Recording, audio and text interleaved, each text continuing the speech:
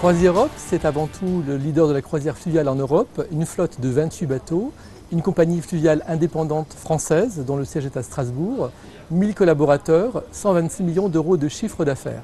Nous sommes à Lyons-la-Forêt, en plein centre de la Haute-Normandie, une centaine de kilomètres à l'ouest de Paris. Nous gérons ici des projets qui sont touristiques, compte tenu des caractéristiques de la région, au travers de 3 opérations d'hôtellerie, la Licorne, le Grand Cerf et les Lions de Beauclerc, des opérations de restauration que nous avons remises en place et un concept de tourisme naturel, vert, qui est très axé autour du bien-être. On se trouve dans le parc Festiland à Caen, à l'intérieur même du boulevard périphérique de Caen. Et donc c'est un parc à taille régionale qui accueille 200 000 visiteurs par an et qui est un des leaders du tourisme normand, ludique bien évidemment, où on reçoit chaque année un nombre important de visiteurs. CroisiEurope, en tant que leader européen, est présent international avec en fait de nombreux bateaux sur le Danube, également sur le Rhin, mais également un bateau à Venise, 3 au Portugal, 1 en Espagne. La première particularité, c'est d'être un des plus beaux villages de France. Le village est encore dans son architecture médiévale. Et la seconde particularité est que ce village baigne à l'épicentre d'une forêt qui est toujours l'une des plus belles et traits d'Europe et qui était un domaine royal de chasse. On ne peut penser que du bien du projet Paris-Seine-Normandie puisqu'il apporte une cohésion d'ensemble autour d'un territoire homogène qui est le territoire de la vallée de Seine.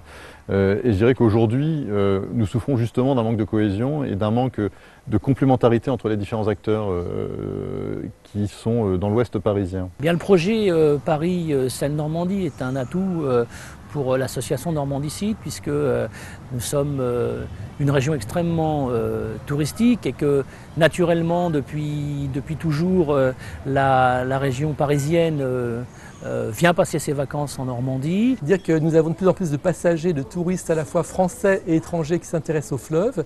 Il est essentiel que ce projet réussisse et il faut absolument dépasser les querelles de clochers, faire en sorte que ce projet soit fédéré justement à travers toutes les régions et qu'il y ait une véritable synergie entre les chambres de commerce, les entreprises, les privés et le public. Il existe aujourd'hui des partenariats, mais qui sont divers et variés avec les différentes interprofessions ou les différentes associations, organisations qui traitent de manière transversale du tourisme en Normandie. Mais là encore, nous aurions besoin d'une cohérence plus globale, non pas simplement à l'échelle de la Normandie ou à l'échelle du département, mais à l'échelle d'un bassin naturel, d'un bassin territorial.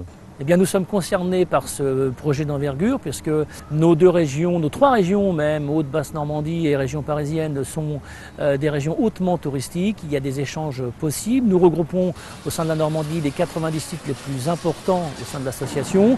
Évidemment, pour nous, c'est une opportunité pour les faire découvrir. Les CCI ont un rôle essentiel à jouer par rapport à de tels projets pour fédérer les synergies, pour croiser les compétences et faire en sorte que chacun des acteurs puisse trouver son compte à travers justement des rencontres, des discussions et des partages de projets. Les chambres de commerce ont un rôle important à y jouer.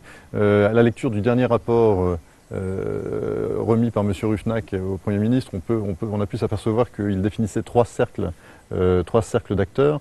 Et à mon sens, il en a oublié un 4e, sans lequel le projet Paris-Seine-Normandie n'aura pas d'existence. C'est précisément celui de l'entreprise. Les CCI sont des acteurs incontournables de ce projet.